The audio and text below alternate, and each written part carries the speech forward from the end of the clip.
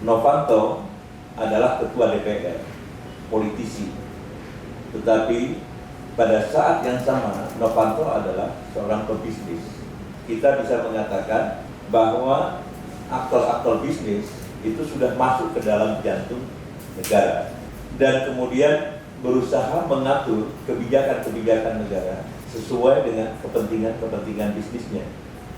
Ketika terjadi pergantian antara Orde Lama kepada Orde Baru, seluruh resources ekonomi untuk memperkokoh kehadiran negara itu dikontrol oleh Jakarta. Jakarta mengontrol seluruh kekayaan yang terbagi di daerah, terutama adalah kekayaan-kekayaan alam. Maka konsentrasi kekuasaan ekonomi diikuti oleh kekuasaan politik, atau sebaliknya konsentrasi kekuasaan politik diikuti oleh konsentrasi kekuasaan ekonomi.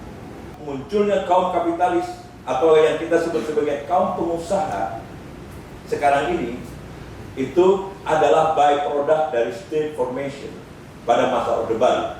Muncul tiba-tiba, maka tidak ada dasar-dasar etik yang mereka kembangkan.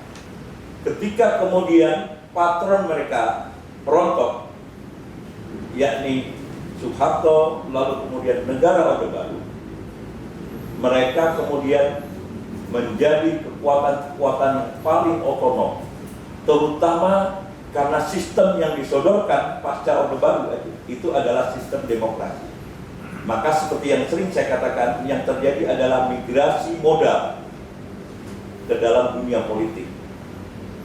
Kalau saya boleh mencatat, yang pertama-tama itu berlangsung ketika Arifin Panigoro itu pindah partai dari Golkar ke Partai Demokrasi Indonesia Perjuangan pada 1999 kalau saya tidak salah, atau 1998.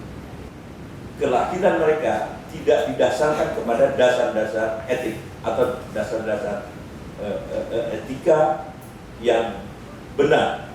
Nah, implikasinya adalah bahwa ketika mereka bebas masuk ke dalam dunia politik, maka merekalah yang menunggangi proses demokrasi yang berlangsung di Indonesia.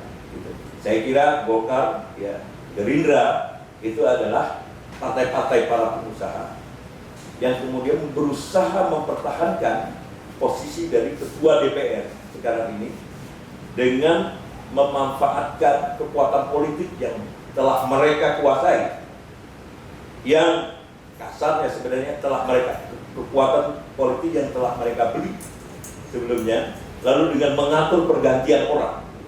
Dan hasilnya adalah kemarin kita lihat adalah sidang Dewan Etik itu berlangsung secara tertutup dengan menggantikan orang per orang dan segala macam yang ada. Jadi kekuatan modal sekarang ini jauh lebih membayang-bayangi di dalam sistem demokrasi dan jauh lebih berbahaya dibandingkan pada masa Orde Baru. Kalau pada masa Orde Baru memang betul negara yang menciptakan, ya, kaum kapitalis, tetapi negara masih mampu, ya, mengontrol kaum kapitalis. Negara masih, dan kaum kapitalis itu masih respect kepada pengaturan negara. Para pemimpin-pemimpin partai politik itu tidak ada yang berasal dari kaum pebisnis. Tetapi begitu kemudian negara pembangunan itu rontok, kekuasaan Soeharto rontok, mereka lah yang kemudian menguasai panggung politik. Dan jangan lupa, Wakil Presiden Yusuf Kala telah mengatakan, sekarang bukan dui fungsi ABRI, tetapi adalah dui fungsi pengusaha. Nah, dui fungsi pengusaha tanpa didasarkan etik, inilah yang akan terus-menerus merusak bangsa Indonesia sekarang ini, karena mereka lah satu-satunya yang paling besar aksesnya untuk menguasai jantung negara seperti yang sekarang ini berlangsung. Terima kasih.